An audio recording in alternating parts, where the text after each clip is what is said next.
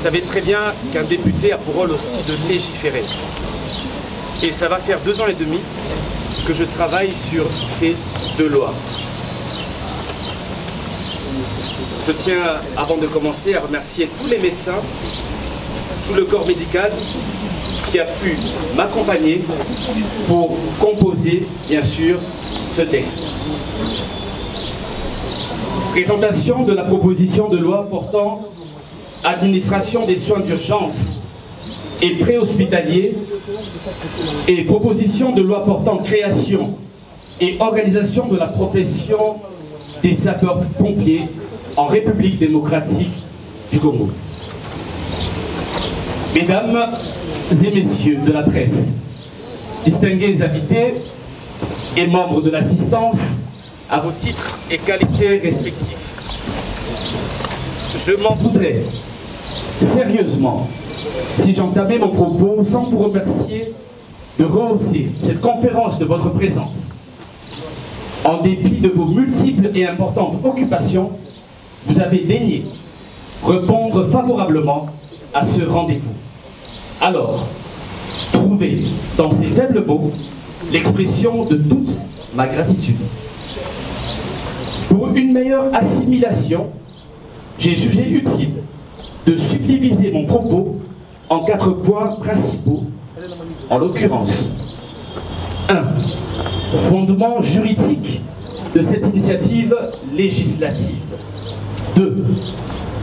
Motivation ayant inspiré l'élaboration de ces 2 propositions de loi. 3. Économie générale des propositions des dites lois. Et 4. Retombées envisagées sur le vécu quotidien de la population. Tels sont les moments forts de la présente conférence de presse. Sans tarder, venons-en au vif de notre sujet. Primo, fondement juridique. Point n'est besoin de rappeler qu'une proposition de loi est une initiative prise par un parlementaire dans l'exercice de ses fonctions, dans le but de faire adopter une loi par l'Assemblée nationale ou par le Sénat, selon le cas. Cela dit, en tant que député national, le droit d'initier une proposition de loi m'a été reconnu en vertu des dispositions pertinentes des articles 130 de notre Constitution et 143 du règlement intérieur de l'Assemblée nationale. Tel est son fondement juridique. Mesdames et messieurs de la presse, distingués invités et membres de l'assistance, à vos titres et qualités respectifs. 2. Motivation. S'agissant des motivations, ayant présidé à l'élaboration de ces propositions de loi, il convient de rappeler que notre pays fait face à de nombreux défis de nature diverse. La population congolaise est en proie à la crise de sécurité, aussi bien dans le domaine de la santé que dans celui de la protection civile. En parlant de la santé, il est à noter que la République démocratique du Congo occupe la 53e place au monde des pays ayant le taux de mortalité les plus élevés, parce que notamment les patients en situation d'urgence médicale ne sont pas pris en charge dans un délai raisonnable. En cause, le pays accuse une carence criante d'ambulances. Celles qui existent ne sont pas tous ou ne sont pas du tout équipées. Que des fois, n'a-t-on pas vu des gens mourir sur le chemin de l'hôpital parce que la prise en charge était intervenue très tardivement ou parce que l'ambulance n'était pas assez équipée pour administrer des soins de premier secours. La question des soins d'urgence et préhospitaliers ne fait exception d'aucun rang social.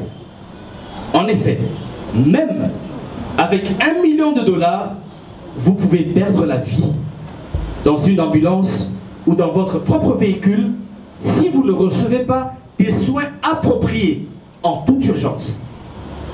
La situation des ambulances dans notre pays est alarmante et devrait interpeller chacun de nous. En ce qui concerne la protection civile, notre gouvernement n'applique à ce jour aucune politique en matière de secours de la population à la survenance des incendies ou d'autres catastrophes. Est-il normal que la ville de Kinshasa ne compte que 9 camions anti-incendie, concentrés tous dans la commune de la Gombe? Tout récemment, il y a juste quelques jours, un incendie s'est déclenché par la faute d'une mauvaise installation des fils électriques et a causé, au grand préjudice des victimes, d'importants dégâts dans la commune de Kalamou, dans le quartier Kaouka, près de la paroisse Sainte-Marie Goretti. Ce qui est le plus éclairant est que le feu réduisait en centre des maisons et des biens de valeur pendant plus de 4 heures du temps, sans aucune intervention des sapeurs-pompiers, alors que le lieu de l'incident était juste à quelques pâtés de la maison communale de Kalamou. Les habitants de ce quartier, nous ayant crié au secours, nous nous sommes rendus sur le lieu et grâce à la bravoure des jeunes gens trouvés sur place, nous avons maîtrisé le feu avant que des vies humaines ne périssent. Mesdames et messieurs de la presse, distingués invités et membres de l'assistance, à vos titres et qualités respectives. Les mésaventures de ce genre surviennent tous les jours et nos compatriotes sont victimes de ces incendies intempestifs qui carbonisent tous leurs biens de valeur péniblement acquis.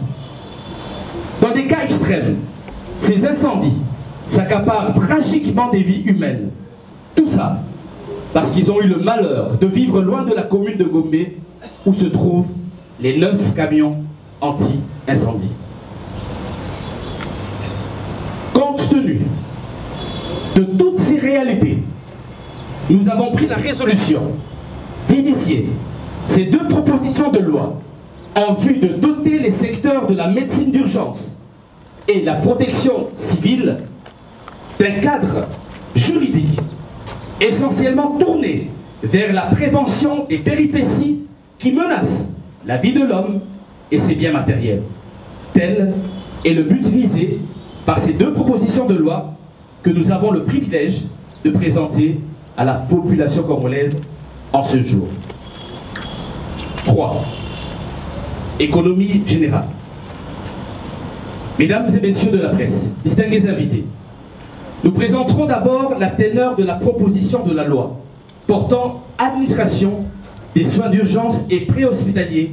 Ensuite, celle qui porte la création et l'organisation de la profession des sapeurs-pompiers en République démocratique du Congo. Primo, proposition de loi portant administration des soins d'urgence et préhospitaliers.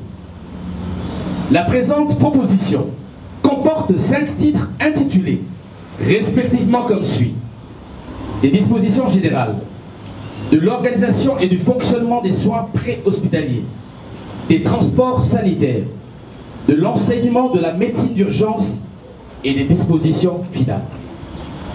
Voici ce qu'il faut retenir de cette proposition de loi. Elle fixe les principes fondamentaux relatifs à l'organisation et l'administration des soins préhospitaliers en République démocratique du Congo et s'applique au personnel de santé, aux établissements sanitaires, aux victimes des accidents et des catastrophes naturelles et à toute personne dont l'état de santé nécessite une intervention médicale urgente. Articles 1er et 2.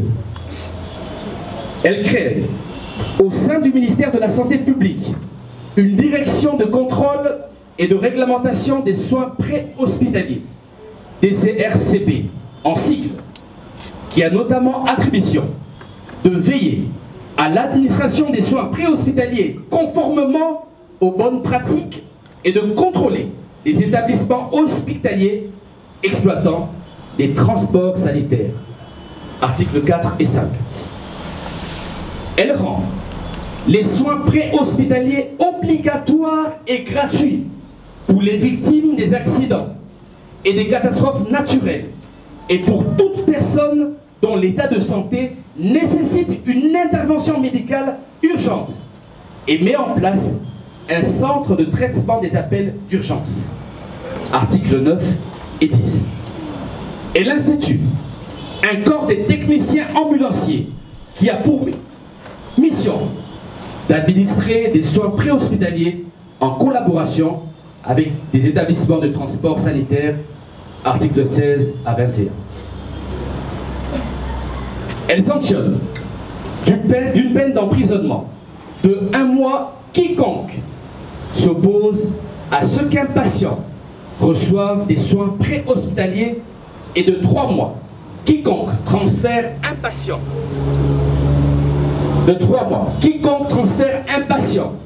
dans un établissement de santé qu'il a expressément refuté, articles 32 à 33. Ainsi s'achève le résumé de la proposition de loi sur les soins préhospitaliers en République démocratique du Congo. Proposition 2. Proposition de loi portant création et organisation de la profession des sapeurs-pompiers en République démocratique du Congo. La présente loi compte 8 chapitres, à savoir des dispositions générales, chapitre 1, des attributions, chapitre 2, des conditions d'accès à la profession, chapitre 3, de l'organisation, chapitre 4, des droits et devoirs, chapitre 5, des incompatibilités, chapitre 6, de la discipline, chapitre 7, de la fin de la profession, chapitre 8. De manière globale, les idées principales que nous pouvons retenir de cette proposition portant création et organisation de la profession des sapeurs-pompiers sont les suivantes. Le métier de sapeur-pompier constitue désormais une profession libérale, au même titre que la profession d'avocat, la profession d'officier.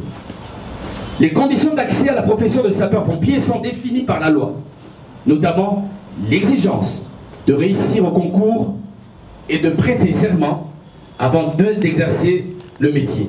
Article 3. Les sapeurs-pompiers ont pour mission de prévenir et éteindre les incendies, protéger les personnes victimes des incendies et des catastrophes naturelles ou artificielles, préserver les biens meubles et immeubles des dommages résultant d'un incendie ou d'une catastrophe naturelle ou artificielle, promouvoir l'installation des dispositifs anti-incendie dans les habitations, promouvoir l'installation des dispositifs anti-incendie dans les habitations, sensibiliser sur les gestes de premier secours en cas d'incendie ou de catastrophe naturelle, article 6. Il est institué sur le territoire congolais un conseil national de sapeurs-pompiers et un conseil provincial dans chaque province, articles 10 et 11. Les sapeurs-pompiers ont droit à la protection et à l'assistance des autorités civiles et militaires dans l'exercice de leur profession, au paiement de leurs prestations et au respect de la population, article 17-20. Ils ont le devoir de respecter les lois de la République et leur code de déontologie, de préserver l'intégrité corporelle des victimes qu'ils secourent, de se comporter dignement pour honorer leur profession. Article 21-23. La profession de sapeur-pompier est incompatible avec toute fonction publique, tout emploi de directeur, gérant, administrateur de société et d'agent comptable, toute espèce de négoce, l'exercice de la profession d'avocat, tout mandat électif, tout autre emploi rémunéré basé sur un lien de subordination. Article 33. La profession de sapeur-pompier prend fin par démission, décès ou radiation. Mesdames et messieurs de la presse, distingués invités et membres de l'assistance à vos titres et qualités respectives, Voilà, de manière globale, la teneur de 2 propositions de loi que nous avons le privilège de vous exposer à ce jour. Avant de remettre la parole au modérateur, nous aimerons souligner que ces propositions de loi visent à améliorer la situation de toute la population congolaise dans le secteur de la santé et de la protection civile. Pour ce faire, nous en appelons à l'implication et à l'adhésion massive de tous les Congolais afin que ces lois soient adoptées et promulguées. Il en va de l'intérêt de chacun de nous. Je termine mon propos en me levant. En faisant ce travail, nous avons rencontré des centaines de familles. Certaines ont perdu des membres de famille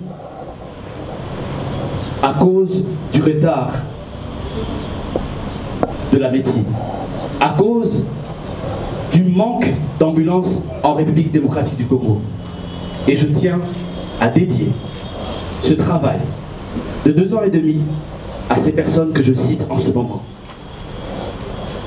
À Alder Daniel Nombassi, mort le 22 juin 2008.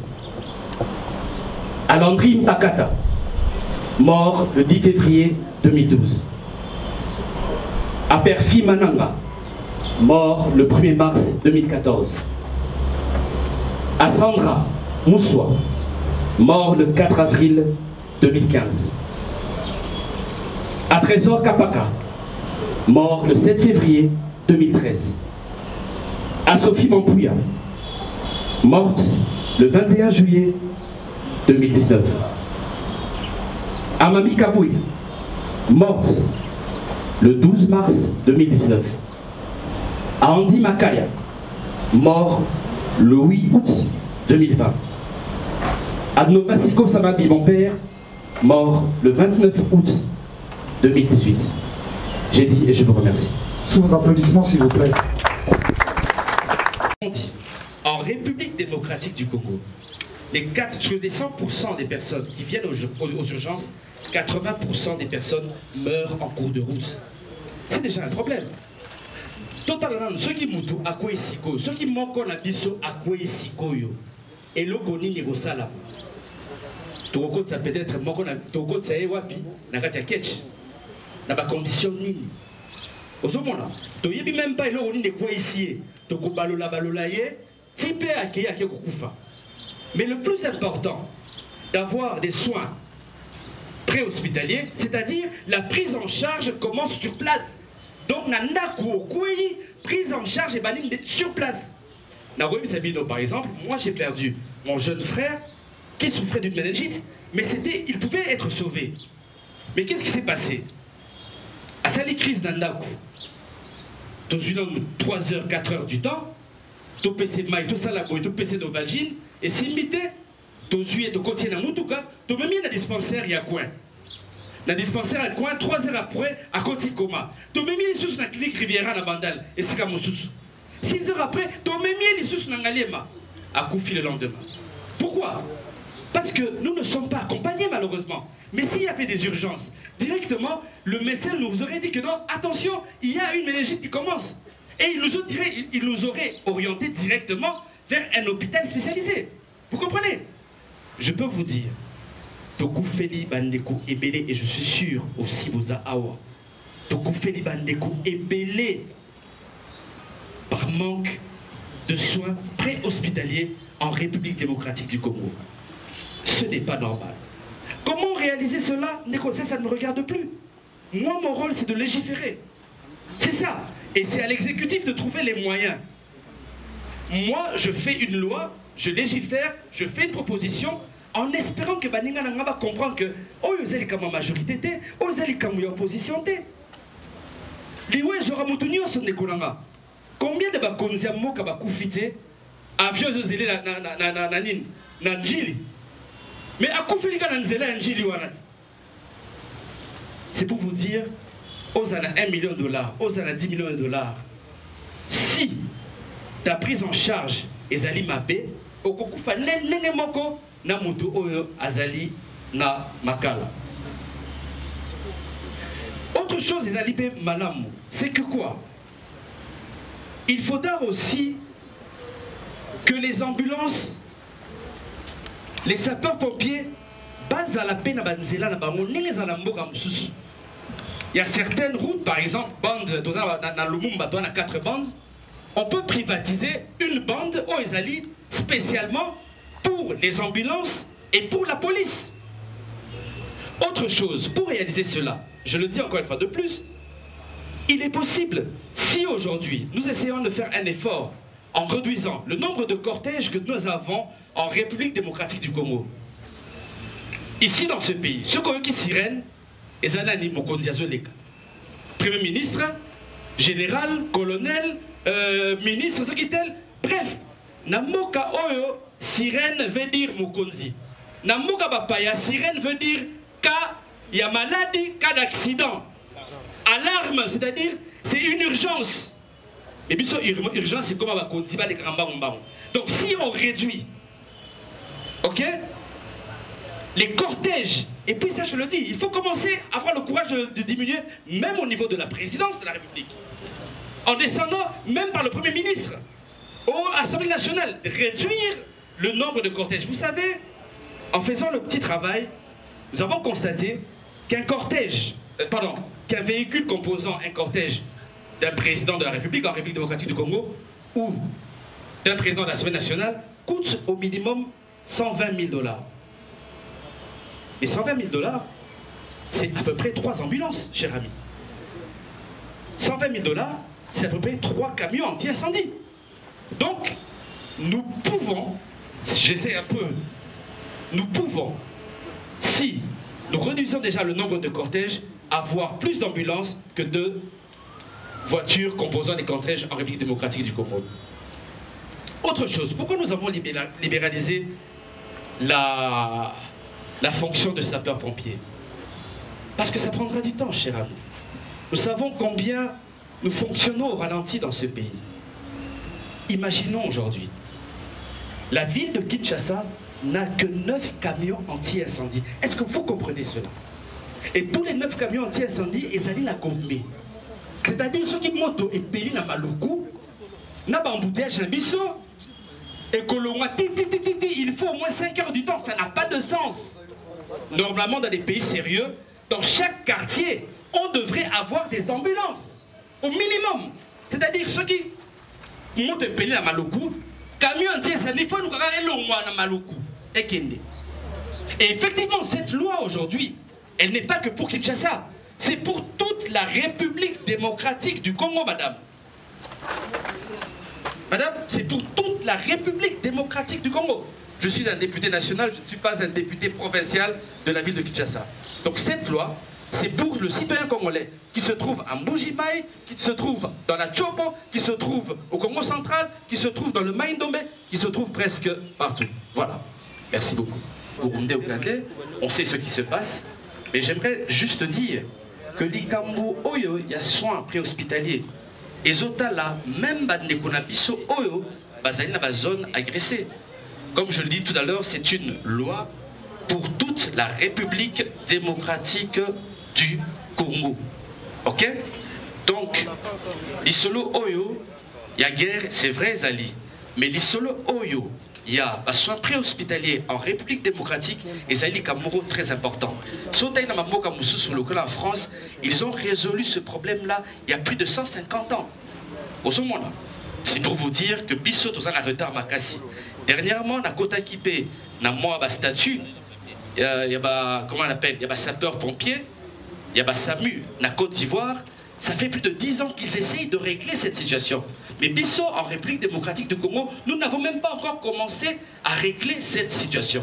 Donc je pense qu'aujourd'hui, qu'il est urgent, il y a ça là qui doit Oyo et les cas pour la Rubi qui savent congolais, congolaise. Si aujourd'hui, si réellement nous sommes 18, si réellement on peut lancer cette sonnette d'alarme à l'Assemblée nationale, au Sénat, pour que cette proposition, qui est à 98% quasiment important pour toute la population.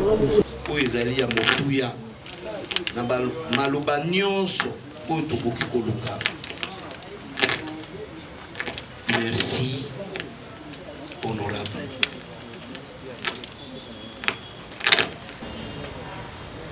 Chers frères et sœurs, tels que nous sommes là, si nous ne nous portons pas bien, nous ne sommes pas en bonne santé, personne de nous va se pointer là où nous sommes. Et concernant cette proposition de loi, personne n'est épargné. D'une manière ou d'une autre, tout le monde est impliqué. Je pense s'il faut appuyer, tant qu'expert de la santé, c'est d'abord la santé. C'est d'abord la santé avant de tout faire. Et tout le monde est impliqué, comme redite